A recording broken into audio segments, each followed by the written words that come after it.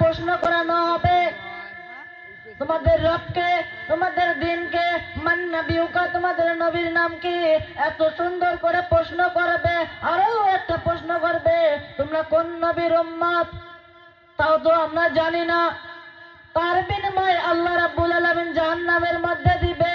এত সুন্দর করে আল্লাহ রাব্বুল আলামিন হাদিসের মধ্যে লিখিয়ে দিয়েছে, তোমাদের রবকে আল্লাহ, তোমাদের দিনকে ইসলাম, মান নবিউকা, তোমাদের নবীর নাম কি, হযরত মুহাম্মদ সাল্লাল্লাহু আলাইহি ওয়াসাল্লাম। তোমরা কোন নবীর উম্মত? আমি আখরি নবীর উম্মত।